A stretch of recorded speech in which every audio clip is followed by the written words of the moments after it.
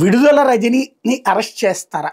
వాస్తవంగా ఒక మహిళ అని ఆగారా ఆమెని? లేదంటే గనక ముందు ఏదైతే జాషువా స్టేట్మెంటు, క్రషర్ వాళ్ళ స్టేట్మెంటు, ఆ తర్వాతన వాళ్ళ మరిది స్టేట్మెంట్ తీసుకుని దాని ఆధారంగా పకడ్బందీగా అరెస్ట్ చేయడానికి సిద్ధపడ్డారు. ఇప్పటిదాకా అరెస్టులన్నింటిలో కూడా సామాజిక వర్గాలు ఈ లెక్కలేమి చూడలేదు. అందరినీ కూడా అరెస్టులు చేస్తూ వస్తున్నారు. వైఎస్ఆర్ కాంగ్రెస్ పార్టీకి అనుకూలంగా వ్యవహరించారన్నటువంటి వాళ్ళ మీదన. అందులో ఇప్పుడు సెకండ్ స్టేజ్ మహిళల దగ్గరికి కూడా వెళ్ళే ప్రయత్నం చేస్తారా? అది ఇప్పుడు తేలాల్సినటువంటి విషయం. ఎందుకంటే గతంలో జగన్ హయాంలో అయితే తెలుగుదేశం పార్టీకి సంబంధించిన మహిళా నేతల జోలికి రాలేదు.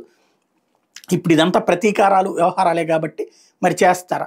ఒక ఆస్పెక్ట్లో విడుదల రజనీకి సంబంధించి అయితే మాత్రం ఖచ్చితంగా ఆమెను అరెస్ట్ చేయించాలన్నది పతిపాడు అక్కడ పతిపాటి పుల్లారావుకి ఫీలింగ్ ఉంటుంది. అదే సందర్భంలో కృష్ణదేవరాయలకి ఉంటుంది.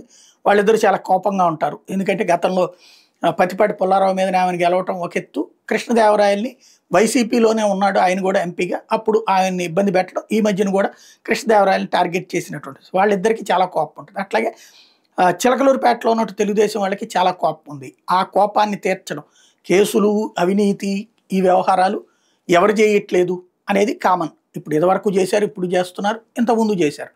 కాబట్టి ఇక ఆ బేసిస్ మీద వెళ్ళేటటువంటి సందర్భంలో ఈ సరికొత్తదైనటువంటి తతంగం ఎక్కడి దాకా వెళ్తుంది, విడుదల రజనీ అరెస్ట్ దాకా వెళ్తుందా చూడాల్సి ఉంది.